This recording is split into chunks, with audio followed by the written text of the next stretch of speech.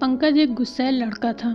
वह छोटी छोटी बात पर नाराज हो जाता और दूसरों से झगड़ा कर बैठता।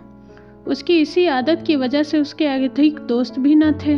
पंकज के माता पिता और सगे संबंधी उसे अपना स्वभाव बदलने के लिए बहुत समझाते, पर इन बातों का उस पर कोई असर नहीं होता। एक दिन पंकज के पेरेंट्स को शहर के करीब किसी गांव में रहने वाले एक सन्यासी बाबा का पता चला, तो जो कि अजीबोगरीब तरीकों से लोगों की समस्याएं दूर किया करता था। अगले दिन सुबह सुबह वे पंकज को लेकर बाबा के पास चले गए। बाबा बोले, जाओ और चिकनी मिट्टी के 2 ढेर तैयार करो। पंकज को यह बात कुछ अजीब लगी, लेकिन माता पिता के डर से वह ऐसा करने को तैयार हो गया। कुछ देर में उसने ढेर तैयार कर लिया। बाबा बोले, अब इन 2 ढेरों से 2 दिल तैयार करो। पंकज ने जल्द ही मिट्टी के 2 हार्ट शेप तैयार कर लिए और झुंझलाते हुए बोला, हो गया बाबा, क्या अब मैं अपने घर जा सकता हूँ? बाबा ने उसे इशारे से मना किया और मुस्कुरा कर बोले, अब इनमें से एक को कुम्हार के पास लेकर जाओ और कह दो वो उसे भट्टी में डालकर पका दे। पंकज को कुछ समझ नहीं आ रहा था कि बाबा क्या कराना चाहते थे और अभी उनकी बात मानने के अलावा उसके पास कोई चारा भी न था। 2-3 घंटे बाद पंकज यह काम करके लौटा। यह लो रंग, अब इस दिल को रंग कर मेरे पास ले आओ, बाबा बोले। आखिर आप मुझसे कराना क्या चाहते हो? इन सब बेकार के टोटकों से मेरा गुस्सा कम नहीं होगा, बल्कि बढ़ जाएगा, पंकज बड़बड़ाने लगा। बाबा बोले, बस पुत्र, यही आखिरी काम है। पंकज ने चैन की सांस ली और भट्टी में पके हुए उस दिल को लाल रंग से रंगने लगा।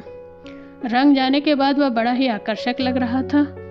पंकज भी अब कहीं न कहीं अपनी मेहनत से खुश था और मन ही मन सोच रहा था कि वो इसे ले जाकर अपने रूम में लगाएगा। वह अपनी इस कृति को बड़े गर्व के साथ बाबा के सामने लेकर पहुंचा। पहली बार उसे लग रहा था कि शायद बाबा ने उससे जो जो कराया ठीक ही कराया, इसी वजह से वह गुस्सा करना छोड़ देगा। यह तो हो गया तुम्हारा काम? बाबा ने पूछा। जी हाँ, देखिए, मैंने खुद इसे लाल रंग से रंगा है, पंकज उत्साहित होते हुए बोला। ठीक है बेटा, ये लो हथौड़ा और मारो इस दिल पर, बाबा ने आदेश दिया। ये क्या कह रहे हैं आप? मैं इतनी मेहनत से इसे तैयार किया और आप इसे तोड़ने को कह रहे हैं? पंकज ने विरोध किया। इस बार बाबा ने गंभीर होते हुए कहा, मैंने कहा मारो हथौड़ा। पंकज ने तेजी से हथौड़ा अपने हाथ में लिया और गुस्से से दिल पर वार किया। जिस दिल को बनाने में पंकज ने आज दिन भर काम किया, वह एक झटके में टुकड़े टुकड़े हो गया। देखिए क्या किया आपने, मेरी सारी मेहनत बर्बाद कर दी। बाबा ने पंकज की इस बात पर ध्यान न देते हुए अपने थैले में रखा मिट्टी का दूसरा दिल निकाला और बोले, चिकनी मिट्टी का यह दूसरा दिल भी तुम्हारा ही तैयार किया हुआ है। मैं इसे यहाँ जमीन पर रखता हूँ, लो अब इस पर भी अपना जोर लगाओ। पंकज ने फौरन हथौड़ा उठाया और उस पर दे मारा, पर नर्म और नम होने के कारण उस दिल का कुछ खास नहीं बिगड़ा। बस उस पर हथौड़े का एक निशान सा उभर आया। अब आप खुश हैं? आखिर यह सब कराने का क्या मतलब है? मैं जा रहा हूँ यहाँ से, पंकज यह कहकर आगे बढ़ गया। ठहरो पुत्र, बाबा ने पंकज को समझाते हुए कहा।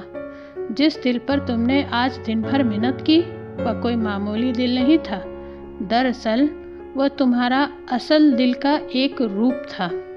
तुम भी क्रोध की भट्टी में अपने दिल को जला रहे हो, उसे कठोर बना रहे हो। नासमझी के कारण तुम्हें ऐसा करना ताकत का एहसास दिलाता है। तुम्हें लगता है कि ऐसा करने में तुम मजबूत दिख रहे हो, मजबूत बन रहे हो, लेकिन जब उस हथौड़े की तरह जिंदगी तुम पर भी वार करेगी तो तुम संभल नहीं पाओगे और उस कठोर दिल की तरह तुम्हारा दिल भी चकनाचूर हो जाएगा। समय है, संभल जाओ। दूसरे दिल की तरह विनम्र बनो। देखो, इस पर तुम्हारे वार का असर तो हुआ, पर यह टूट कर बिखरा नहीं, यह आसानी से अपने पहले रूप में आ सकता है।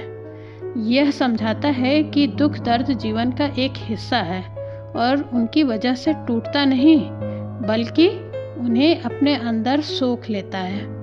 जाओ, क्षमाशील बनो, प्रेम करो, अपने दिल को कठोर नहीं विनम्र बनाओ। पंकज बाबा को एकटक देखता रह गया। वह समझ चुका था कि अब उसे कैसा व्यवहार करना है। तो यह कहानी बस यहीं तक। मुझे उम्मीद है आपको पसंद आई होगी। मिलते हैं जल्द एक नई कहानी के साथ। तब तक के लिए धन्यवाद।